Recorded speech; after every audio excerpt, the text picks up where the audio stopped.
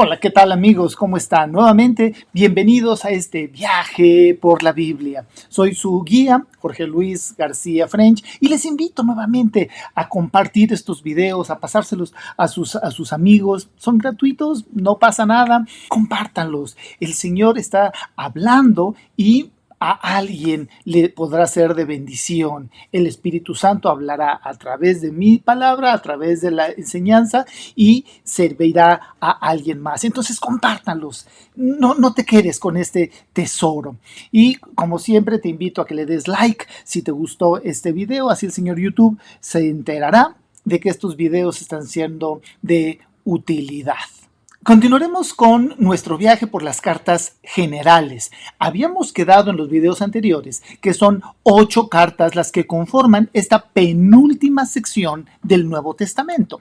Ahora veremos la carta que escribió el apóstol Santiago a las 12 tribus esparcidas en el extranjero, de acuerdo con el versículo 1 del capítulo 1, es decir, a los judíos cristianos de la dispersión. A ellos fue a los que les escribió. No se tiene certeza de en qué lugar fue escrita esta carta, pero se supone que la escribió entre el año 45 o el 62 después de Cristo. El libro de Santiago fue escrito para los judíos con el fin de darles algunas instrucciones prácticas sobre la vida cristiana. Y bueno, contiene algunos dichos y proverbios cortos y refleja de alguna manera realmente extraordinaria las enseñanzas de Jesús y el sermón del monte, esta predicación con tanta enseñanza. Asimismo, los problemas que trata este libro nos muestran las dificultades que aquejaban a la iglesia por aquellos días. En esta carta leemos acerca, imagínense, del orgullo, de la discriminación, de la avaricia, de la lujuria, de la hipocresía y de las críticas. Todo esto ocurría en las congregaciones allá de los primeros creyentes. Así que, como se darán cuenta, hay muchas cosas, pues, que no han cambiado. Pero ojo, Santiago escribe a los miembros y participantes de la iglesia con el propósito de corregir estos males, porque recordemos que tenemos un Dios santo que quiere que nosotros, como parte de su pueblo, seamos santos. Esto es, apartados de lo que hacen la gente que está a nuestro alrededor. Dios quiere que realmente nuestro fruto sea evidente a los ojos de la gente que nos rodea, porque como ya lo hemos dicho, ser santos no es estar en un nicho, sino permanecer donde Dios nos puso con el propósito de mostrar y demostrar que somos hijos de Dios. En Santiago 2:26 dice, porque como el cuerpo sin espíritu está muerto, así también la fe sin obras está muerta. Santiago nos dice claramente que la fe sin obras es muerta. Es decir, si realmente el Espíritu de Dios vive en nosotros y nos está transformando, pues las buenas obras se tienen que presentar como consecuencia directa de su presencia en nuestras vidas. La verdadera fe se manifestará mediante una vida correcta, de la misma manera que un árbol bueno lleva frutos buenos y no espinos. ¿Por qué fue escrita esta carta? Hay 3 motivos. Primero, para consolar a los judíos cristianos que estaban pasando por pruebas complicadas. Segundo, para corregir desórdenes que había en sus congregaciones. Y tercero, para combatir una tendencia de divorciar, de separar la fe de las obras. El contenido lo vamos a poner en 4 puntos fáciles. La fe que vence la tentación está en el capítulo 1. La fe verdadera se muestra por buenas obras. Evidentemente vamos a estar hablando bastante de las obras. Tercer punto, la fe que corrige la perversidad de la lengua y busca la sabiduría que proviene de lo alto. Y finalmente, la fe se muestra en la vida de oración del creyente, en el capítulo 5. Hablemos entonces del punto 1 de la fe que vence la tentación. Y eso está en el capítulo 1 del versículo 2 al 6. Hermanos míos, tened por sumo gozo cuando os halléis en diversas pruebas, sabiendo que la prueba de vuestra fe produce paciencia. Y si alguno de vosotros tiene falta de sabiduría, pídala a Dios, el cual da a todos abundantemente y sin reproche, y le será dada. Pero pida con fe, no dudando nada, porque el que duda es semejante a la onda del mar que es arrastrada por el viento y echada de una parte a otra. Vamos a clarificar algunos puntos. Primero, la prueba es frecuente en la vida del creyente. Amigos, esto es una afirmación. En la vida tendremos pruebas, pero ¿cuál debe de ser nuestra actitud durante la prueba? De acuerdo con el versículo 2, debemos tener sumo gozo, recordando que el gozo es la actitud interna del creyente, no por lo que está pasando en mi exterior, por las pruebas, sino a pesar de lo que estamos pasando, a pesar de las dificultades, con base en que sabemos que Dios tiene todo en control. Y eso nos debe llenar o producir un estado de paz y algo más que alegría. Insisto, a pesar de las pruebas. ¿Qué fin tiene la prueba? De acuerdo con el versículo 3, ya saben que la prueba de su fe produce constancia. En otras versiones dice produce paciencia, aprendizaje. ¿Sí? Cuando pasamos por la prueba, Dios nos quiere enseñar algo que nos hace falta para ser mejores. El problema es que Él no tiene prisa. Hasta que aprendamos ese algo, no vamos a pasar de año. Con base en lo anterior, no es muy sabio pedir que Dios nos libre, nos dé o nos saque de una prueba por la que estamos pasando. Hasta que sepamos el propósito, hay que pedir sabiduría de lo alto para entender lo que debemos aprender por medio de esta situación. Y una vez que entendimos y aprendimos la enseñanza, habremos pasado el examen y la prueba terminará. Si el creyente reconoce que le falta sabiduría para resistir esta prueba, esta situación, ¿qué es lo que debe de hacer? Pues simple, pedir sabiduría y entendimiento al Espíritu Santo. En Proverbios 2:6 dice, porque el Señor da la sabiduría, el conocimiento y la ciencia brotan de sus labios. Entonces, ¿qué quiere Dios que yo aprenda? ¿Qué me quiere enseñar? Insisto, no es muy sabio estar orando para que nos brinquemos o que Dios nos saque de la prueba. Esto sería como darle lana al profesor. No, hay que entender cuál es el propósito que Dios tiene, cuál es la enseñanza que Dios tiene para mí a través de esta circunstancia. Siguiente punto, ¿cuál debe de ser la actitud del creyente al acercarse a Dios? De acuerdo con el versículo 6. Pues pedir con fe, sin dudar en que va a recibir una respuesta. En Marcos 11:24 dice, por tanto os digo que todo lo que pidiereis orando, creed que lo recibiréis y os vendrá. Sí, Dios quiere que crezcamos como creyentes y Dios quiere que sigamos y que tengamos una vida de oración y que oremos para aprender a conocer su voluntad, qué es lo que Él nos está queriendo enseñar. Y finalmente, ¿a quién contestará el Señor sus peticiones? Al que pida con fe, pero que pida con fe, sin dudar, porque quien duda es como las olas del mar, agitadas y llevadas de un lado a otro por el viento. Hay que pedir con fe, confiando en recibir esa respuesta. Santiago pasa enseguida a enseñar de las pruebas exteriores, tal vez enfermedad, falta de recursos, cosa por el estilo, a las internas, es decir, las tentaciones. La palabra tentación conlleva la idea de inducir a alguien al pecado.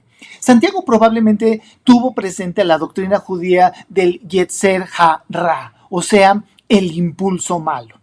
Así lo percibían los judíos y algunos de ellos razonaban que, puesto que Dios lo creó todo, pues debe de haber creado el impulso malo. Y puesto que el impulso malo tienta al hombre para que peque, pues en último término, Dios es el responsable del mal por haberlo creado. Qué fácil, ¿no? Pero entonces Santiago refuta enérgicamente esta idea. Y esto está en Santiago 12:1, donde dice: bienaventurado el varón que soporta la tentación, porque cuando haya resistido la prueba, recibirá la corona de la vida que Dios ha prometido a los que le aman. La recompensa de la paciencia fiel es presente y futura. El hombre que es paciente ya es verdaderamente feliz ahora, pero también recibirá la corona de vida que Dios ha prometido a los hombres que le aman. Pero entonces aclaremos, ¿es Dios el que tienta? Pues la respuesta breve y rápida sería no. En Santiago 1:13 dice que cuando alguno es tentado, no diga que es tentado de parte de Dios, porque Dios no puede ser tentado por el mal, ni Él tienta a nadie. Entonces, ¿de dónde viene la tentación? De acuerdo con Santiago 1:14, sino que cada uno es tentado cuando de su propia concupiscencia es atraído y seducido. Pero, ¿qué es concupiscencia? Pues es un apetito, deseo, pasión, placer, sentir deseos no gratos a Dios. De acuerdo con su etimología, concupiscencia de cupere se refiere a la propensión natural de los seres humanos a mantener relaciones sexuales y a partir de ahí a obrar mal. En Santiago 1:15 dice: entonces la concupiscencia, después que ha concebido, da a luz el pecado, y el pecado, siendo consumado, da a luz la muerte. Y yo algo que insisto, aquí está hablando en singular, está hablando de pecado, no está hablando de pecaditos, de pecadotes, no, está hablando de el pecado en singular. Recuerden que para Dios todo lo que no acierta al blanco es pecado, va de nuez. El hombre, la persona que cede a la tentación, seducido por su propia mente, cae en el pecado, y el pecado lleva a la muerte, lleva a alejarnos de Dios. Dios no es la fuente de la tentación. Esto es algo que nos tiene que quedar bien claro, sino que, de acuerdo con el versículo 17, Dios es la fuente de todo don perfecto, que es de lo alto y que desciende del Padre de las luces. De allí viene todo lo bueno. Esta sección termina con una invitación a limpiarnos de la maldad que interna o externamente tengamos en nuestra vida y a regocijarnos humildemente con el glorioso mensaje que ya hemos recibido de Dios y que es un mensaje que da vida, que nos salva. En el versículo 21 dice: por esto, despójense de toda inmundicia y de la maldad que tanto abunda, para que puedan recibir con humildad la palabra sembrada en ustedes, la cual tiene el poder de salvarles la vida. En otra versión dice, la cual puede salvar vuestras almas. Pasamos a la segunda parte, donde vamos a hablar sobre la fe verdadera que se muestra por las buenas obras. Y en Santiago 1:22 dice: no se contenten solo con escuchar la palabra, pues así se engañan ustedes mismos. Llévenla a la práctica. El que disfruta al oír la palabra de Dios, pero no la pone en práctica, ¿estará realmente agradando a Dios? La Biblia es muy clara: no. Porque nos estamos engañando a nosotros mismos. De nada sirve conocer lo que es correcto y bueno delante de Dios si no lo practicamos. Si ves un plato de verduras y frutas que son muy saludables, pero no te las comes, de nada te sirve. Es exactamente lo mismo. De nada sirve escuchar la palabra de Dios si no la practicamos y si no florece en tu vida. Veamos ahora 3 características de la fe verdadera, con base en Santiago 1, 26 y 27. Primero, visitar a los huérfanos y a las viudas. O sea, tenemos que ayudar a los pobres, guardarse sin mancha del mundo. Esto es, no caer en pecado. Y el tercer punto, refrenar la lengua. ¡Auch! y lo pone como obra, como resultado inmediatamente después de lo de los pobres y de no pecar. Aquí nos podríamos pasar hablando una hora. Amigo, ¿qué tan a menudo, en plan de broma, realmente estamos agrediendo a la gente que decimos que queremos? Y usualmente son nuestros prójimos, los cercanos, o sea, nuestra esposa, nuestros hijos, nuestros amigos. ¿Qué tan a menudo hacemos comentarios sobre el físico o la apariencia externa de nuestros prójimos, que internamente sabemos los va a hacer sentir mal o los puede hacer sentir mal? El clásico comentario de ¿hace cuántos kilos que no nos vemos? Te ha caído pesada la pandemia, ¿verdad? Te ves muy demacrado. Bueno, y yo me pregunto, ¿y qué esa persona no tendrá espejo?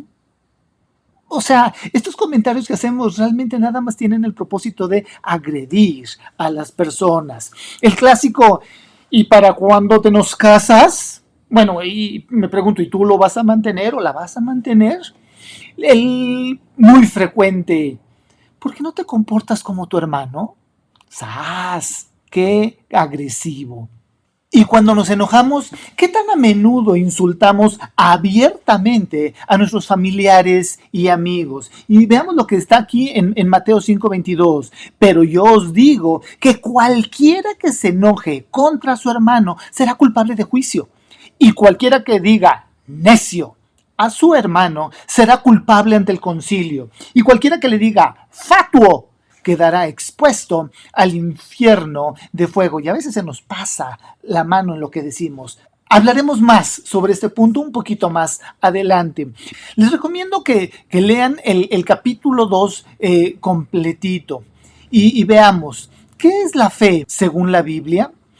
La fe verdadera se muestra cuando se trata de la misma forma a pobres y a ricos. La cortesía hacia los ricos, combinada con descortesía hacia los pobres, es una indicación de fe débil y es violación de la ley de Dios.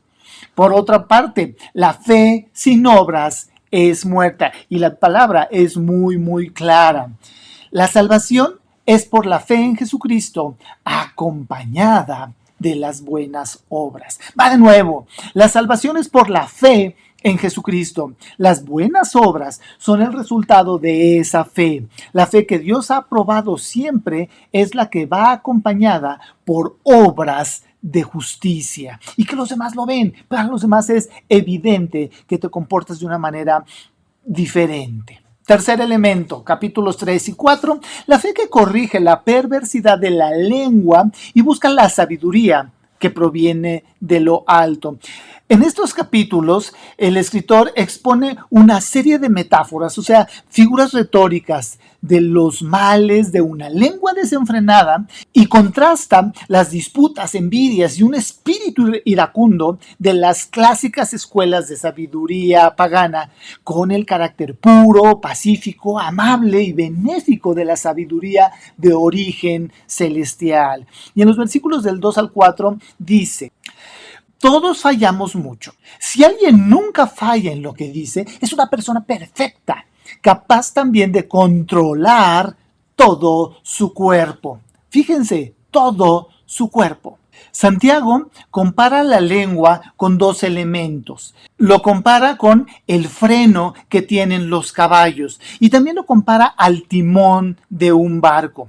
En el versículo 3 dice: he aquí, nosotros ponemos freno en la boca de los caballos para que nos obedezcan y dirigimos así todo su gran cuerpo. Mirad también las naves, aunque tan grandes, llevadas de impetuosos vientos, son gobernadas con un muy pequeño timón por donde el que las gobierna quiere ir. Entonces, de nuevo, vamos por partes. B. Una lengua desenfrenada es capaz de encender e incendiar y destruir un gran bosque. Eso está en el versículo 5. Y una lengua desenfrenada no muestra la tan socorrida libertad de expresión. No, más bien demuestra a una persona incapaz de controlarse a sí mismo, de autorregularse. Santiago 3, del 9 al 12, dice que de una misma boca salen bendición y maldición. Hermanos míos, esto no debe de ser así. Con la misma lengua que adoramos al Padre, maldecimos a los hombres. En particular, a los cercanos, a los prójimos, que han sido hechos a semejanza de Dios. A tu familia, a tus hijos, a tu esposa. Y esto claramente no es correcto. ¿Puede una misma llave de agua dar agua salada y agua dulce? Y finalmente, hay un punto en el que muy probablemente voy a pisar callos. Cuando hablas con tus semejantes, ¿hablas usando el mismo lenguaje que ellos? ¿Hablas como carretonero? Bueno, es que todos hablan así, precisamente. ¿Cómo te van a reconocer que eres diferente a tus amigos si hablas exactamente igual que ellos, con groserías, insultando, agrediendo? Amigo, Dios quiere que seamos santos. Dios quiere que seamos diferentes de los demás. Las groserías, las malas palabras no deben coexistir en la boca de un verdadero creyente que alaba a Dios. Muy bien, continuamos con el capítulo 5, que nos habla de que la fe se muestra a través de una vida de oración. Y en el versículo 13 del 5, obviamente, dice, si alguien está en problemas, casi nadie, que ore a Dios. Si alguien está feliz, que cante alabanzas. Entonces, cuando pasemos por pruebas, ¿qué debemos de hacer? Pues debemos orar. Y cuando nos dan una promoción en el trabajo, encontramos dinero, ¿qué tenemos que hacer? Cantar alabanzas y glorificar a Dios. Mucho se ha dicho y escrito acerca de la oración. Sin embargo, muchos cristianos llevan una vida de oración muy pobre, reflejando así la pobreza de su fe. Amigo, ¿qué tanto oras a Dios? Los judíos tenían un dicho que expresaba que quien ora rodea su casa con una muralla más fuerte que el hierro. También decían, la penitencia puede hacer algo, pero la oración lo puede hacer todo. Para ellos, la oración era nada menos que establecer contacto con el poder divino. La oración era un canal a través del cual, por el poder y por la gracia de Dios, las dificultades, los problemas y las enfermedades de la vida diaria podían ser soportadas. Si esto era así para los judíos, ¿cuánto más debería de ser para los creyentes? Amigo, si estás en problemas, ora a Dios. Amigo, si estás feliz, canta alabanzas. Bueno amigos, es momento de pasar a nuestro video de The Bible Project Español. Como les he comentado en varias ocasiones, están en disponibilidad en internet, están muy fáciles de seguir, muy didácticos. Dedíquenles algo de tiempo. Veamos el video. La Carta de Santiago, o por lo menos ese es su nombre en español. Si miras el griego, verás que el nombre es Jacobos, lo que traduce su nombre hebreo Jacob. Y por eso, la mayoría de las traducciones antiguas y modernas le dan el nombre de Jacobo, y así lo llamaremos en este video. Hay muchos Jacobos en el Nuevo Testamento. 2 de ellos pertenecen al círculo cercano de los 12 discípulos de Jesús, pero esta carta viene del Jacobo que fue el medio hermano del mismísimo Jesús. Conocemos la historia de este Jacobo por el libro de Hechos y por las cartas de Pablo. Después de que Pedro salió de Jerusalén para empezar nuevas iglesias, el medio hermano de Jesús, Jacobo, se levantó como un líder prominente en la iglesia madre en Jerusalén. Estaba compuesta en su mayoría de judíos mesiánicos o cristianos. Esta fue la primera comunidad cristiana de todas y sabemos que tuvo tiempos difíciles durante los 20 años que Jacobo fue su líder. Hubo una hambruna que llevó a la región a una gran pobreza. Y esos judíos mesiánicos estaban siendo perseguidos por los líderes judíos en Jerusalén. Pero a través de todo ello, Jacobo fue conocido como un pilar de la iglesia de Jerusalén. También fue conocido como un pacificador que dirigió con sabiduría y valor hasta que fue trágicamente asesinado. Y en este libro tenemos el legado de la enseñanza y de la sabiduría de Jacobo, condensada en una obra breve y muy poderosa. El libro comienza como una carta, saludando a todos los judíos mesiánicos que estaban viviendo fuera de la tierra de Israel. Pero esta no está estructurada como las cartas de Pablo, donde él trata los problemas específicos de una iglesia local. Más bien, este libro es un resumen de la profunda sabiduría de Jacobo para todas y cada una de las comunidades de seguidores de Jesús. Y el objetivo de Jacobo no es enseñar nueva información teológica. Más bien, él quiere introducirse en tus asuntos y retarte sobre cómo debes vivir.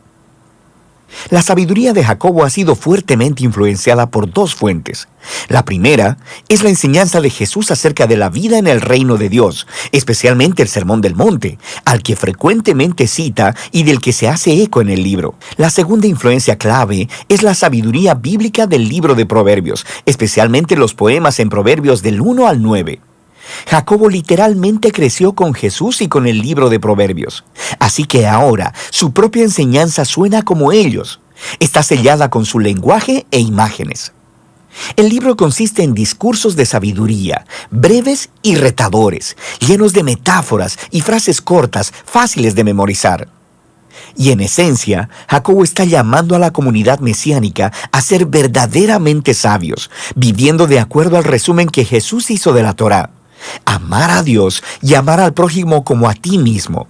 El cuerpo del libro se encuentra en los capítulos del 2 al 5, que consisten en dos enseñanzas breves que llaman al pueblo de Dios a una devoción completa al camino de Jesús. Y, todos juntos, no desarrollan de manera lineal una sola idea principal. Cada enseñanza es independiente y concluye con una frase corta muy pegajosa. Pero todas estas enseñanzas están conectadas a través de palabras y temas claves que se repiten. Es realmente genial. Al inicio del cuerpo del libro hay dos enseñanzas.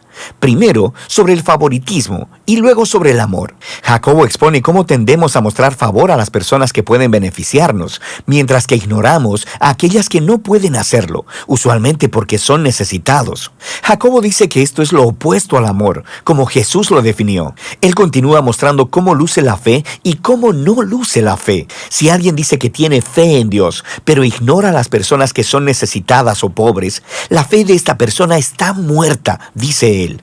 Sus acciones traicionan lo que ellos dicen que creen, y la fe genuina siempre produce obediencia a las enseñanzas de Jesús. Ahora, a lo largo del libro, encontramos 3 lugares diferentes donde Jacobo desarrolla las enseñanzas de Jesús acerca de nuestras palabras, de manera que con la misma boca desatamos dolor sobre las personas, y luego vamos a ofrecer alabanzas a Dios. ¡Qué horrible! Y también juzgamos a las personas y luego hablamos mal de ellas a sus espaldas. Y también tendemos a distorsionar la verdad a nuestra conveniencia. La manera en que hablamos de las personas es una ventana hacia nuestros corazones y hacia nuestros valores centrales. Nuestras palabras expresan la verdad sobre nuestro carácter. Jacobo también cree que la comunidad del reino de Dios, como Jesús enseñó acerca de ella, es la clase de lugar donde las divisiones creadas por la riqueza o el estatus social son hechas inoperantes. Así que, él advierte primero sobre la arrogancia que la riqueza puede crear en personas que creen que estarán en este mundo para siempre. Él dice, no, un día tus riquezas se pudrirán, así como tú. El pueblo de Dios debe vivir con paciencia y con la esperanza de que el regreso de Jesús pondrá todas las cosas en su lugar. Y esto debe inspirar a una vida de oración llena de fe. Esta parte del libro, todas estas enseñanzas, son tan poderosas y hay muchas más de las que tenemos tiempo de mencionar en este video. Pero, en serio, léelas todas y lentamente. Ahora, frente a estas 2 enseñanzas de sabiduría, tenemos el capítulo introductorio. Es una fuente de sabiduría y frases cortas, y están diseñadas para resumir las ideas principales de todo el libro. Este capítulo, de hecho, te introduce a todos los temas y palabras claves con los que te encontrarás en los capítulos del 2 al 5. Jacobo inicia diciendo que conoce por experiencia que la vida es dura. Después de todo, él fue martirizado, no mucho después de haber escrito esta carta. Pero él cree que las pruebas y dificultades de la vida son en realidad regalos paradójicos que pueden producir perseverancia y moldear nuestro carácter. Dios puede hacer obras asombrosas dentro de nosotros en medio de nuestro sufrimiento y ayudarnos a hacernos perfectos y completos. Esa palabra, perfectos, es realmente importante para Jacobo. Él la repite 7 veces en el libro. En el hebreo y griego bíblicos, esta palabra se refiere a la plenitud. Significa vivir una vida completamente íntegra, donde tus acciones siempre son consistentes con los valores y creencias que has recibido de Jesús. Jacobo sabe que la mayoría de nosotros vivimos como personas fracturadas, con grandes inconsistencias en nuestro carácter. Todos estamos más afectados de lo que quisiéramos admitir. Sin embargo, Dios está en una misión para restaurar a las personas fracturadas, para hacerlas completas. Y eso comienza con la sabiduría, la habilidad para ver mis dificultades a través de una nueva perspectiva. Dios dará generosamente esta clase de sabiduría a las personas que se la pidan con fe, sin dudar del carácter de Dios. Y cuando nos damos cuenta de nuestra condición humilde y frágil delante de Dios, somos obligados a elegir entre la ansiedad o la confianza. Y la verdadera sabiduría significa decidir creer que Dios es bueno a pesar de mis circunstancias. Así que, si es la pobreza lo que te lleva a tener tiempos difíciles en tu vida, Jacobo dice, intenta verla como un regalo que te obliga a confiar solo en Dios. Además, la riqueza es pasajera, todo pasará, como la hierba en el calor del verano. Y así, cuando tengas tiempos difíciles, no acuses a Dios. Más bien, deja que tus circunstancias te enseñen lo que Jesús enseñó acerca del carácter de Dios, que el Padre es generoso, que Él está ahí para encontrarse con nosotros en medio de nuestro dolor y que Él es digno de confianza. Y es este Dios quien a través de Jesús nos ha dado un nuevo nacimiento para hacernos una nueva clase de humanos que pueden enfrentar sus sufrimientos con una completa confianza en el Padre, como lo hizo Jesús. Y esta nueva humanidad es algo que descubrimos no solo cuando escuchamos la palabra de Dios, sino cuando hacemos lo que ella dice que hagamos. Jacobo llama aquí a la palabra de Dios la perfecta Torá de libertad. Él se refiere aquí al más grande mandamiento de la Torá, que fue pasado a nosotros a través de Jesús, que Él nos libertó para amar a Dios y a nuestro prójimo. Y Jacobo muestra de manera práctica cómo luce esa clase de amor. Significa hablar a otros de manera bondadosa y amorosa. Significa servir a los pobres y significa vivir en completa devoción exclusiva a Dios. Ahora puedes ver cómo este capítulo inicial contiene todas las palabras e ideas claves que se exploran con mayor profundidad en las 12 enseñanzas de los capítulos del 2 al 5. Jacobo se empapó de la sabiduría de Jesús y de los proverbios, y en este libro nos ha dado un gran regalo de su propia sabiduría. Este es un golpe en el estómago, hermosamente diseñado para aquellos que quieren seguir a Jesús, y de eso se trata el libro de Santiago, o Jacobo. Espero que les haya agradado el video. Compártanlos con otros. Para terminar nuestro video, como cada capítulo, vamos a memorizar un texto de la Biblia. Pero sed hacedores de la palabra y no tan solamente oidores, engañándoos a vosotros mismos. Amigo, dedícale tiempo a Dios esta semana. Lee la Biblia, ora y sobre todo, practica las buenas obras que el Espíritu Santo te está dando para hacer. Gracias por acompañarme. Nos vemos en el próximo de la serie.